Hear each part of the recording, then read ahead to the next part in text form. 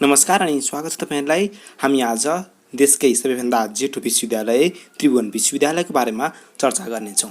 यो भिडियोमा हामी त्रिभुवन विश्वविद्यालयको इतिहास, यसको स्थापना, यसको लोकेसन कहाँ छ, साथसाथै यहाँभित्र हुने संस्थागत संरचना, यहाँको पढाइ विषयहरू, साथसाथै यहाँको समस्या काउन्सिलहरू के छन्, समाज के छ त्रिभुवन विश्वविद्यालयको, त्यस विशेष गरी यहाँको समस्या र समाधानको पाटोलाई यो भिडियोमा हामी हेर्नेछौँ।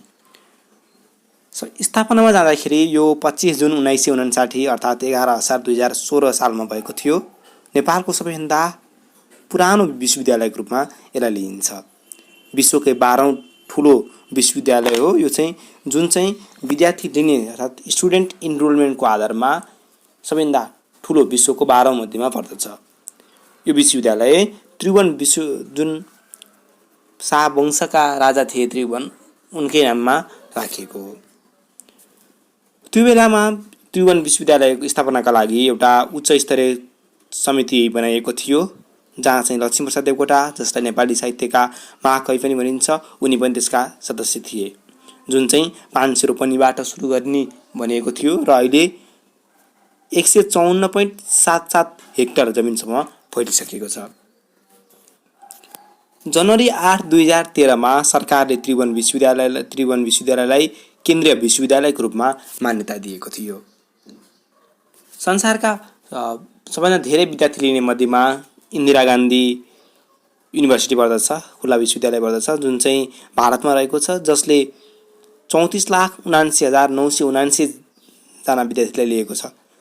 त्यसैगरी त्रिभुवन विश्वविद्यालयको कुरा गर्दाखेरि 6,04,437 जना चाहिँ यो विश्वविद्यालयमा चाहिँ आबद्ध इनरोलमेन्ट भएका छन्। यसको क्षेत्रफल र यसको अवस्थित बारेमा जान्दाखेरि यो नेपालको काठमाडौँ, देशको राजधानी काठमाडौँको कीर्तिपुर ठाउँमा पर्दछ, कीर्तिपुर भन्ने ठाउँमा पर्दछ। यसको केन्द्रीय क्याम्पस पनि यसमै पर्छ, जसको क्षेत्रफल चाहिँ 154.77 हेक्टर रहेको छ।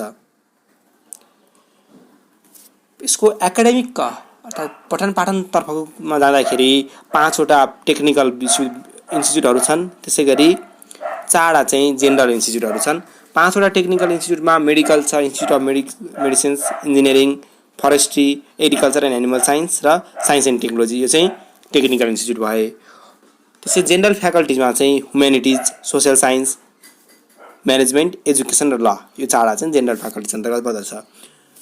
ट्युको ब्याचलर लेभलमा 1079वटा विषयहरू रहेका छन्, त्यसै गरी 1000वटा विषय चाहिँ मास्टर लेभलको लागि रहेका छन्। पिएचडी डिग्री पनि यसले सञ्चालन गर्दछ। साथसाथै टेक्निकल प्रोफिसियन्सीको लागि 115वटा चाहिँ करियर जुन एउटा फिल्ड छ त्यसको बारेमा यसले पढाइ अध्यापन गराउँदछ। 40वटा केन्द्रीय विभागहरू छन्, 62वटा आङ्किक क्याम्पस छन्, 4वटा रिसर्च सेन्टर छन् र नेपालभर 1082वटा एफिलिएटेड कलेज छन्, अर्थात् सम्बन्धन प्राप्त कलेजहरू छन्, प्राइभेट कलेजहरू छन्, जुन चाहिँ त्रिविकै नियमअनुसार चल्दछ। त्रिभुवन विश्वविद्यालयले झन्डै 170वटा भन्दा बढी शैक्षिक संस्थाहरूसँग एउटा सम्बन्ध स्थापना गरिसकेको छ विश्वमा नै। 7वटा यहाँ यो विश्वविद्यालय अन्तर्गत 7वटा स्वास्थ्य विज्ञान प्रतिष्ठान रहेका छन्, जस्तै बिबी कोइराला स्वास्थ्य विज्ञान प्रतिष्ठान भने जस्तै 7वटा चाहिँ स्वास्थ्य विज्ञान प्रतिष्ठान रहेका छन्, 3वटा समाज रहेका छन्। 4वटा रिसर्च सेन्टर मध्ये centre for economic development and administration एउटा भयो, त्यसै गरी centre for Nepal and Asian studies दोस्रो भयो, त्यसै गरी research centre for applied science and technology र research centre for educational innovations and development गरी 4वटा रिसर्च सेन्टर रहेका छन्। सोसाइटीको कुरा गर्दाखेरि 3वटा सोसाइटी रहेका छन्, Nepal chemical society, Nepal mathematical society र नेपाल फिजिकल सोसाइटी रहेका छन्। ट्युको विद्यार्थी सङ्ख्या हेर्दाखेरि अहिले 6,04,437 जना रहेका छन्। जब त्रिभुवन विश्वविद्यालय सुरु भएको थियो त्यो बेलामा 5,143 जना रहेका थिए। सन् 1961 सम्म आइपुग्दाखेरि 5,143 जना चाहिँ त्रिभुवन विश्वविद्यालयमा यहाँ पढ्ने रहेका थिए। ट्युको स्टाफ कर्मचारीको कुरा गर्दाखेरि ट्युमा अहिले 15,196 जना कर्मचारी रहेका छन्, जसमध्ये 7,966 जना प्राध्यापनतर्फ र 7,230 जना चाहिँ त्यहाँभित्रको प्रशासनतर्फ रहेका कर्मचारीहरू रहेका छन्। अब ट्युको संस्था जुन एउटा स्ट्रक्चर हुन्छ, अर्गनाइजेसन स्ट्रक्चर कोभन्दा को पावरमा को अगाडि हुन्छ, कसो के हुन्छ भन्नेको तर्फ जाउँ। सबैभन्दा ठुलो पावर भनेको चान्सलर अर्थात् प्राइम मिनिस्टर हुन्छन्, नेपाली बेला कुलपति भनिन्छ। त्यसै गरी प्रो चान्सलर अर्थात् मिनिस्ट्री अफ एजुकेसन शिक्षा मन्त्री रहन्छन् त्यसपछि, र भाइस चान्सलर अर्थात् उपकुलपति तेस्रो मर्यादामा उपकुलपति रहन्छन्। उपकुलपतिको दुईटा हाँगामा रेक्टर र रजिस्ट्रार रहन्छन्। रेक्टर अन्तर्गत एकाडेमिक र प्रोग्राम रहन्छ भने रजिस्ट्रार अन्तर्गत फाइनेन्सियल र जेनरल म्यानेजमेन्ट पर्दछन्। यो चाहिँ भयो त्रिभुवन विश्वविद्यालयको अर्गनाइजेसन स्ट्रक्चर अर्थात् पावरको लेभल, को माथि हुन्छन् को तल हुन्छन् भन्नेमा। विभिन्न काउन्सिलहरू रहेका छन् त्रिभुवन विश्वविद्यालयको। ट्युको सिनेट सबभन्दा महत्त्वपूर्ण हो, जसको निर्णय अनुसार नै ट्युले आफ्नो निर्णय गर्दछ। ट्युको सिनेट बसेर मात्र सम्पूर्ण निर्णय हुन्छन्। युनिभर्सिटी काउन्सिल रहेका छन्, पाँचवटा काउन्सिलमध्ये युनिभर्सिटी विश्वविद्यालय काउन्सिल, कार्यपालिका काउन्सिल, त्यसै गरी academic council, research coordination council र प्लानिङ काउन्सिल रहेका छन्। विश्वविद्यालय काउन्सिल अर्थात् युनिभर्सिटी काउन्सिल अन्तर्गत 52 जना सदस्य रहन्छन्, जसले चाहिँ नीति नियमहरू बनाउने, प्रोग्राम बनाउने र यो विश्वविद्यालय सम्बन्धी विभिन्न किसिमका प्लानहरू बनाउने काम गर्दछ विश्वविद्यालय परिषदले। त्यसै गरी एक्जिक्युटिभ काउन्सिलले जति पनि विश्वविद्यालय परिषदले बनाएका नीति नियम कार्यक्रमहरू छन् त्यसलाई चाहिँ कार्यान्वयनमा लाने काम गर्दछ। विभिन्न सहयोगहरूका बारेमा पनि यसले निर्णय गर्दछ। प्राइभेट कलेजलाई जुन सम्बन्ध दिने काम हुन्छ, सम्बन्ध दिने, त्यो पनि एक्जिक्युटिभ काउन्सिलले गर्दछ। साथसाथै यसले विश्वविद्यालयका विभिन्न पदाधिकारीहरूलाई पनि नियुक्त गर्दछ। यसमा चाहिँ 7 जना सदस्य रहन्छन्। एकाडेमिक काउन्सिल अन्तर्गत 50 जना सदस्य रहन्छन्, जसले चाहिँ विश्वविद्यालयका लागि जुन शैक्षिक कार्यक्रमहरू हुन्छन्, त्यहाँको करिकुलम, सिलेबस, एक्जाम, यी सबैको बारेमा चाहिँ यसले नीति नियम बनाउँदछ। रिसर्च एन्ड कोअर्डिनेसन काउन्सिल जुन 27 जना सदस्यले बनेको एउटा परिषद हो, जसले चाहिँ अनुसन्धान कार्यक्रम जति पनि अनुसन्धान हुन्छन् ती सबलाई एउटा गाइडलाइन बनाउने, नीति नियम बनाउने, त्यो किसिमको काम गर्दछ। साथसाथै यसले त्रिभुवन विश्वविद्यालय अन्तर्गतका विभिन्न पेपरहरू निकाल्ने, समाचारहरू निकाल्ने, तथ्याङ्क निकाल्ने काम गर्दछ। यो चाहिँ रिसर्च एन्ड कोअर्डिनेसन काउन्सिल अन्तर्गत पर्यो। प्लानिङ काउन्सिल छ जुन जसले चाहिँ वार्षिक कार्यक्रमहरू बनाउँछ, त्यसपछि त्यसलाई मूल्याङ्कन गर्ने काम पनि गर्दछ, कति सफल भयो कति सफल भएन भन्ने। साथसाथै छोटो छोटो किसिमका नीति नियमहरू र लामो समयको लागि बनाउने प्लानहरूको लागि पनि यसले सुझाव दिन्छ, जसमा चाहिँ 29 जना सदस्य रहन्छन् प्लानिङ काउन्सिलमा। त्रिभुवन विश्वविद्यालयको समस्याको बारेमा कुरा गर्दाखेरि सबैभन्दा सुरुमा आउने समस्या भनेको राजनीतिक हस्तक्षेप हो, जहाँ चाहिँ डिन नियुक्ति गर्दाखेरि होस् अथवा क्याम्पस चिफ होस् अथवा जुनसुकै क्षेत्रमा होस्, त्यहाँ चाहिँ राजनीतिक हस्तक्षेप छ। त्रिभुवन विश्वविद्यालयका आङ्की क्याम्पसहरूमा पनि त्यही नै समस्या रहेको छ। राजनीतिक भागभण्डारले संकाय तथा अध्ययन संस्थानमा पूर्णकालीन डिन नियुक्त गर्न सक्दैनन्। केही समयको लागि नियुक्त गर्छन्, त्यो डिन फेरि हट्छन्, फेरि 1-2 महिनापछि अर्को डिन नियुक्त हुन्छन्। जसको क्षमता छ, योग्यता छ, उसले पद पाउँदैन र राजनीतिक रूपमा जसले भक्तिभाव देखाउँछ उसले नै नियुक्ति पाउने एउटा पद्धति बसालेका छन् देशका शीर्ष पार्टीहरूले। त्यसले गर्दाखेरि पनि विश्वविद्यालय थला पर्नुमा एउटा मुख्य कारण पनि यो हो। दोस्रो नम्बरको समस्या भनेको सम्बन्धनको व्यापार हो, जुन चाहिँ विश्वविद्यालयका पदाधिकारीहरूले सम्बन्धनको व्यापार चलाउने र आर्थिक र राजनीतिक चलखेल गर्ने। यो चाहिँ धेरै अहिलेको विकृत समस्या हो। जस्तै आङ्की क्याम्पस नबनाउने, सम्बन्धन दिने प्राइभेटलाई र प्राइभेटबाट सम्बन्धन दिने क्रममा भित्रभित्रै व्यापक रूपमा आर्थिक अनियमितता गर्ने चाहिँ एउटा परिपाटी चलिआएको छ। यो परिपाटीको इतिहासतर्फ हेर्दाखेरि 2028 साल विक्रमसँग 2028 सालदेखि 32 सालको समयावधि खर्चिएर राष्ट्रिय शिक्षा पद्धति योजना लागू गरेको थियो। त्यसपछि शिक्षण संस्था र महाविद्यालयलाई राष्ट्रियकरण गरियो, जहाँ चाहिँ शिक्षण संस्था र महाविद्यालय चाहिँ राष्ट्रियकरण गरियो। अनि के भयो, 2000 उच्च शिक्षाको पहुँच देशमा विस्तार गर्न सकिएनन्। त्यसको कारण देखाउँदै 2037 सालदेखि सम्बन्धनको व्यवस्थाको पुनर्स्थापना भयो। 2039 सालमा शाही उच्च शिक्षा आयोग बनेको थियो, त्यसले चाहिँ संस्कृत बाहेक अरू विश्वविद्यालय अहिले आवश्यक छैन भन्ने चाहिँ निर्णय निकाल्यो। र 2043 सालमा महेन्द्र संस्कृत अर्थात् नेपाल संस्कृत विश्वविद्यालय पनि भनिन्छ, त्यसको स्थापना गर्यो र नेपाललाई चाहिँ एकल विश्वविद्यालयबाट बहुविश्वविद्यालय प्रणालीमा पुर्याए। अर्थात् पहिला त्रिभुवन विश्वविद्यालय मात्र थियो, त्यसपछि महेन्द्र संस्कृत विश्वविद्यालय पनि स्थापना भयो। विशेष गरी आङ्की क्याम्पस स्थापना गर्न उदासीनता देखाउने तर सम्बन्धनमा मात्र ध्यान दिने प्रवृत्तिले व्यापक रूप लिइरहेको छ। अहिले अवस्था कस्तोसम्म छ भने आफ्नो सङ्काय नै नभएको, जस्तै कुनै पनि विश्वविद्यालयमा आफ्नो जुन फ्याकल्टी नै छैन, जुन सङ्काय नै छैन, त्यो नभएको र पढाइ नै नहुने विषयलाई पनि अरू प्राइभेट कलेजलाई चाहिँ पढाइ गर्नको निम्ति अनुमोदन, जुन एउटा सम्बन्धन दिने, निजी कलेजलाई चाहिँ सम्बन्धन दिने काम भइरहेको छ। जस्तै यसको लागि हामीले उदाहरणका लागि काठमाडौँ विश्वविद्यालय जुन 2051 सालमा एमबिबिएसको लागि सम्बन्धन दियो, त्यो बेलामा मेडिकल कलेजलाई ट्युले सम्बन्धन दिन नसक्ने भएको थियो, जुन एउटा सम्बन्धन दिएको कलेजलाई। त्यसपछि उनीहरू केयुतिर लागे र केयुले चाहिँ आफ्नोमा एमबिबिएसको त्यो नै थिएन, उसले सम्बन्धन दियो। पूर्वाञ्चल विश्वविद्यालयले इन्जिनियरिङ नहुँदै पनि प्राइभेट कलेजलाई इन्जिनियरिङ दियो। आफ्नोमा इन्जिनियरिङ थिएन उसको विश्वविद्यालय अन्तर्गत, तर प्राइभेट कलेजलाई चाहिँ इन्जिनियरिङको लागि अध्यापनको निम्ति एउटा सम्बन्धन दियो। यस्तै समस्या पोखराले पनि गरेको थियो, जुन चाहिँ इन्जिनियरिङकै लागि गरेको थियो। विदेशी विश्वविद्यालयको सम्बन्धनबाट चल्ने चाहिँ 1975 सालमा प्रारम्भ भई 2016 सालमा पूर्णतः विस्थापित भएको थियो।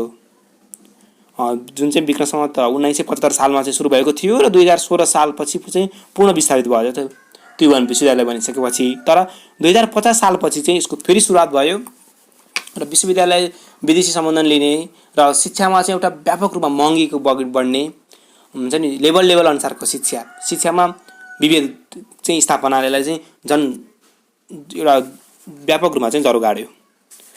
अर्को समस्या जुन रहेको छ, एउटा त्रिभुवन विश्वविद्यालयमा जुन एउटा क्षमतावान शिक्षकहरूको पनि अभाव रहेको छ, स्किल शिक्षकहरूको पनि अभाव रहेको छ। पर्सेन्टेजको हिसाबमा उनीहरूले राम्रो गरे होलान्, दक्षता उनीहरूसँग त्यो हिसाबमा पर्सेन्टेजको हिसाबमा उनीहरूसँग राम्रो होला, तर उनीहरूले विद्यार्थीलाई के दिन सक्छन् र विद्यार्थीले शिक्षकबाट के अपेक्षा गरेका छन्। राष्ट्रले विश्वविद्यालय भनेको एउटा राष्ट्र परिवर्तनको थलो हो, जहाँ चाहिँ राष्ट्रमा निम्तिने विभिन्न समस्याहरूको चाहिँ समाधान हुने निकाल्नु पर्दछ। तर हाम्रोमा के भयो, विश्वविद्यालयमा केवल एउटा फर्मालिटी पुरा गर्ने मात्रै, जाने 3-4 वर्ष कनी कुस्ती पढ्ने, लस्याङ गर्ने, पास गर्ने, सर्टिफिकेट निकाल्ने, सक्यो। जसले गर्दाखेरि देशको यो अवस्थामा आउनुमा पनि हाम्रो विश्वविद्यालयलाई ध्वस्त बनाउनु कारण पनि हो। अनि शिक्षकहरूको एक त अभाव छ र स्किल शिक्षकहरू छैनन्। जस्तै पहिला देशमा शिक्षकहरूको अभाव हुँदाखेरि व्यापक रूपमा नियुक्ति भयो। नियुक्ति हुँदाखेरि ती शिक्षकहरू अझै पनि छन् जसले विद्यार्थीलाई ह्यान्डल गर्नै सक्दैनन्, बुझाउनै सक्दैनन्। मैले एउटा कुरा चाहिँ क्षमा माग्नु पर्ने हुन्छ, मैले गुरुहरूको बारेमा यसरी प्रतिक्रिया जनाउनु हुँदैन, तर पनि वास्तवमा समस्या चाहिँ यो छ। कतिपय शिक्षकहरू शिक्षाको लागि योग्य नै छैनन्, उनीहरू केवल भत्ता र तलब पचाउनका निम्ति मात्रै आउँछन्, जुन समस्या चाहिँ त्रिभुवन विश्वविद्यालयले अन्त्य गर्नुपर्दछ। यो होइन कि क्लासमा गयो, कतिपय क्लास यस्तो पनि हुन्छ, सरहरू आउँछन् 5-10 मिनट बस्छन् अनि जान्छन्। अझ सेमेस्टर प्रणालीमा एटेन्डेन्सको महत्त्वले मात्र क्लास हुन्छ। यदि शिक्षकको वास्तविक क्षमताले अथवा विद्यार्थीलाई आकर्षण गर्ने कलाले हो भनेदेखि क्लास खाली नै हुन्छ। यो चाहिँ ठोकुवा नै गर्दा हुन्छ। निश्चित क्लास बाहेक धेरै जसो क्लास खाली नै रहन्छन्। विद्यार्थी एउटा हाजिरीको डरले गर्दाखेरि मात्र कलेज गइरहेको छ। जुन समस्या चाहिँ त्रिविमा विकराल रूपमा गइरहेको छ, त्यो चाहिँ छिटोभन्दा छिटो समाधानको रूपमा जानुपर्दछ। त्यसै गरी मैले अघि पनि भनिसकेँ, हाम्रो चाहिँ कसरी प्रोडक्टलाई जुन त्रिभुवन विश्वविद्यालय निकाल्ने एउटा उत्पादन हुन्छ त्यसलाई चाहिँ के गर्यो, पर्सेन्टेजको हिसाबमा हामी गयौँ। जस्तै उस कतिको क्षमतावान छ, उसको क्षमतालाई हामीले एउटा एन्टरप्रेनर हुन्छ नि त्यो किसिमको डेभलप गर्न सकेनौँ र ब्रेन ड्रेन अर्थात् जति पनि निस्किन्छन् विदेश पलायन हुने क्रम बढिरह्यो, जुन चाहिँ व्यापक समस्याको रूपमा निम्ति रहेको छ। अहिले पनि प्रायः अझ अहिले त विश्वविद्यालयभन्दा पनि यो उच्च शिक्षापछि नै 12 पछि नै विदेश जाने क्रम बढिसकेको छ। हाम्रो चाहिँ एउटा उसले ज्ञान दिने र त्यो ज्ञानलाई चाहिँ व्यवहारिकतामा उतार्ने हामीले त्यो एउटा माध्यम बनाउन सकेनौँ। यो चाहिँ दुःखद पक्ष हो। साथसाथै विश्वविद्यालयमा हुने राजनीतिक जुन विद्यार्थीहरूको राजनीति विश्वविद्यालयलाई सुधार्नका निम्ति हुनुपर्ने हो। तर सुधार्न के हुन्छ, एउटा काम गरे भने उनीहरूले वर्षभरिसम्म त्यसकै गुणगान गाउने, तर राम्रो कामको लागि अघि नबढ्ने, आफू लडाउने। जस्तो केन्द्रीय राजनीति हुन्छ त्यस्तै विश्वविद्यालयमा राजनीति गर्ने। जस्तै मनमुटा भाव राख्ने, अखिल भन्ने, क्रान्तिकारी भन्ने, समाजवादीको भन्ने र उनीहरू बिच आपसी रूपमा द्वन्द्व गर्ने। मिलेर विश्वविद्यालयलाई कसरी विश्वविद्यालयका समस्यासँग एकजुट हुन सकिन्छ, विद्यार्थी हक अधिकारको निम्ति कसरी लड्न सकिन्छ भन्दा पनि उनीहरू आफू नै लड्ने र कार्यक्रमकै गरायो भने पनि उनीहरूले शैक्षिक कार्यक्रमलाई छोडेर त्योभन्दा बाहिरको कार्यक्रममा जाने। विशेष गरी हामीले फोकस गर्नुपर्ने शैक्षिक कार्यक्रमलाई हो। विश्वविद्यालय भएपछि शैक्षिक कार्यक्रम सँगसँगै अतिरिक्त क्रियाकलापलाई पनि लानुपर्छ, त्यसमा विमति छैन। तर शैक्षिक क्रियाकलापलाई चाहिँ विशेष प्राथमिकतामा राख्नुपर्छ। जुन चाहिँ विश्वविद्यालयमा राजनीति गर्ने जुन विद्यार्थी सङ्गठनहरू छन् तिनीहरूले त्यो बोकेका छैनन्। त्यसै गरी विश्वविद्यालयको समस्या, अर्को समस्या भनेको प्रशासन चाहिँ साह्रै सुस्त। एउटा केही काम गर्नु पऱ्यो भने 3 दिन लाग्ने, 5 दिन लाग्ने। एउटा केही सिफारिसै बनाउनु पऱ्यो भने अल्झाइदिरहने, सिग्नेचर जस्तै चिफले साइन हानिदिएको छैन भनेर 5-10 दिनसम्म अल्झाइदिइराख्ने। यो तरिकाले त हामी त अहिले 21औं शताब्दीमा छौँ, जहाँ प्रविधिको उच्चतम प्रयोग गर्न सक्छौँ। त्यो प्रयोगमा पनि विश्वविद्यालय पछि परेको छ। हामीलाई केही काम, सानो काम गर्नको पनि धेरै समय कुर्नुपर्छ। साथसाथै त्यहाँभित्र रहेका प्रशासनका कर्मचारीहरू पनि एकदम सुस्त छन्। उनीहरू अलिकति चुस्त, त्यो किसिमको नियुक्ति नभएको हो अथवा उनीहरूले एउटा जागिर भइहाल्यो, आम्दानी भइहाल्छ, किन हामी धेरै मिहिनेत गर्नु भन्ने किसिमको भएको हो। त्यो चाहिँ हामीले विश्वविद्यालयमा देख्न पाएका छैनौँ। साथसाथै विश्वविद्यालयको अर्को समस्या भनेको एउटा जुन रुटिन हुन्छ त्यो रुटिन अनुसार नचल्ने। कतिपय विश्वविद्यालय कतिपय क्याम्पसहरूमा जस्तै विश्वविद्यालयकै यो इन्स्टिच्युटतिरको जाँदाखेरि, टेक्निकलतिर जाँदाखेरि बरु 3 सेमेस्टरकोमा समयमै एक्जाम भइरहेको हुन्छ। अथवा जेनरल फ्याकल्टीतिर जाँदाखेरि चाहिँ एक्जाम कहिले हुन्छ नि टुङ्गो हुँदैन। कहिले चैतिर हुनसक्छ, कहिले वैशाखतिर हुनसक्छ, कहिले कता सर्न सक्छ। एउटा निश्चित समय नै रुटिन अनुसार नै चलेको हुँदैन। रुटिन त बनाउँछन् तर रुटिनलाई चाहिँ कार्यान्वयन गर्दैनन्। अनि अर्को भनेको चाहिँ एउटा जुन भित्र आगो बल्नुपर्छ नि, हामीले विश्वविद्यालयलाई राम्रो बनाउनुपर्छ, हाम्रो चाहिँ एउटा खतरा रूपमा यसलाई विकसित बनाउनु पर्दछ। एउटा गर्व गर्ने किसिमको एउटा आगो भित्र हुन्छ नि, त्यो चाहिँ विश्वविद्यालयका पदाधिकारी पनि भएन, विश्वविद्यालयमा काम गर्ने अरू जति पनि छन् कर्मचारी शिक्षक त्योमा पनि देखिएन। सीमितमा होला नि, तर अधिकांशमा त्यो छैन। उनीहरूलाई केवल एउटा जागिर पचाउने र कसरी हुन्छ तलब थाप्ने भन्ने मात्र ध्यान गएको छ। अब यसको समस्या त निस्किहाल्यो। जहाँ समस्या हुन्छ समाधान भनेको, समस्या आउनु भनेकै समाधान निस्किने हो। जे समस्या हो त्यसलाई नै सुधार्ने नै समाधान हो। सुरुमा भनेको पार्टी पोलिटिक्स, त टिचरहरूमा पनि शिक्षक सङ्गठनहरू छन् जुन चाहिँ विशुद्ध राजनीति गर्ने। उनीहरू त काङ्ग्रेसको सङ्गठन डेमोक्रेटिक भन्ने, अनि प्रजातान्त्रिक अथवा अरू प्रगतिशील भन्ने नाम फरक राख्ने, तर ठ्याक्क माओ पार्टीसँग लिङ्क भएर राजनीति गर्ने। नियुक्ति गर्दा होस्, कसैलाई डाउन गर्न पर्यो अथवा कसै विरुद्ध प्रपञ्च रच्न पर्यो, उनीहरू त्यो हिसाबले लाग्ने। प्राध्यापक भएपछि त्यो हिसाबले लाग्ने होइन नि त। प्राध्यापकले त कसरी हुन्छ, विश्वविद्यालयको समग्र विकासको निम्ति एउटा शैक्षिक कार्यक्रमहरूको कसरी अगाडि बढाउन सकिन्छ, विद्यार्थीको एउटा क्षमता कसरी अभिवृद्धि गर्न सकिन्छ, उनीहरूलाई अनुसन्धानात्मक रूपमा कसरी खटाउन सकिन्छ, त्यतातिर ध्यान दिनुपर्ने हो। तर हाम्रा पदाधिकारीहरू र विश्वविद्यालयका जति पनि शिक्षक सङ्गठनमा लागेकाहरू छन्, उनीहरू जसरी माथि केन्द्रीय राजनीति हुन्छ त्यसरी नै उनीहरू एकअर्का बीच राजनीति गरेर बसिरहेका छन्, जुन चाहिँ हट्नु पर्दछ। साथसाथै विद्यार्थी सङ्गठनको राजनीति पनि अलिकति सुध्रिनु पर्दछ। यो हिसाबले एक त विद्यार्थी सङ्गठनको औचित्यमाथि नै प्रश्न उठिरहेको छ। यदि विद्यार्थी सङ्गठन राख्ने नै हो भनेदेखि विद्यार्थी सङ्गठन सुध्रिनु पर्दछ। दोस्रो समस्या भनेको हाम्रो चाहिँ अब समाधान भनेको रिसर्च बेसिसमा चाहिँ हामीले अब फोकस गर्नुपर्दछ। समस्या जस्तै समस्याहरूलाई कसरी सुधार गर्न सकिन्छ त्यतातिरलाई चाहिँ हामीले कार्यक्रम, हाम्रो शैक्षिक कार्यक्रम त्यतातिर ढाल्न सक्नुपर्दछ। कि कसैले 85% ल्याउँछ तर त्यो 85% ल्याएको कुनै औचित्य रहेन भने के मजा। उसले त्यो 85% ल्याइसकेपछि समाजलाई के योगदान दिन सकोस्, विश्वलाई के योगदान दिन सकोस्। केवल त्यो एउटा सर्टिफिकेटको भारी मात्र नहोस्। त्रिभुवन विश्वविद्यालयलाई भ्रष्टाचारबाट मुक्त राख्नुपर्दछ। यति धेरै बेरोजगारी छ त्रिभुवन विश्वविद्यालयमा। बेरोजगार धेरै रहनु भनेको भ्रष्टाचारको गन्ध धेरै रूपमा रहनु हो। झन्डै 2019सम्म आउँदाखेरि 19 अर्ब 65 करोड 30,12,000 रुपियाँ चाहिँ त्रिभुवन विश्वविद्यालयको बेरोजगार रहेको छ। हेर्नुहोस् कतिसम्म चाहिँ त्यहाँ एउटा अनियमितता हुन्छ, त्यो चाहिँ एउटा स्पष्ट पराकाष्ठ यसले देखाउँदछ। टिचर र अर्को हामीले जुन विश्वविद्यालयमा नियुक्त हुने शिक्षकहरूको बारेमा त कुरा गऱ्यौँ, तर शिक्षकहरूलाई केही सुविधा चाहिँ अवश्य पनि केही कम छन्। जस्तै उनीहरू शिक्षक भनेको, जुन विश्वविद्यालयका प्राध्यापक भनेको एउटा देशको विशिष्ट श्रेणीका व्यक्तिहरू हुन्। त्यसकारणले उनीहरूको एक त नियुक्ति राम्रोसँग हुनुपर्छ, स्पष्ट राम्रोसँग एउटा दक्ष जनशक्ति राखिसकेपछि उनीहरूलाई त्यो किसिमको सेवा सुविधा दिनुपर्दछ। त्यो चाहिँ हामीले अब त्यो किसिमको सेवा सुविधा दिन सकेका छैनौँ भने त त्यो समग्र देशको अर्थतन्त्रमा भर पर्दछ। तैपनि विश्वविद्यालयका पदाधिकारीहरू विशेष गरी प्राध्यापकहरूलाई चाहिँ एउटा विशेष किसिमले उनीहरूलाई सेवा सुविधा चाहिँ राम्रो तरिकाले दिनुपर्दछ। अहिले पनि भने हामीले टिचरको नियुक्ति जस्तै विश्वविद्यालयका टिचरहरू हुन्छन्, लेक्चरर हुन्छन्, उनीहरूको नियुक्तिकोमा चाहिँ स्पष्ट मापदण्डका साथ कडाइका साथ नियुक्ति गर्नुपर्दछ र योग्य र दक्ष व्यक्ति मात्र शिक्षणतर्फ जानुपर्दछ, ताकि पैसा कमाउनका निम्ति त्यो जस्तो किसिमको हुन्छ नि एउटा आर्थिक प्रलोभन, आर्थिक अनियमितता गर्नका निम्ति चाहिँ विश्वविद्यालयमा नियुक्ति गर्ने होइन।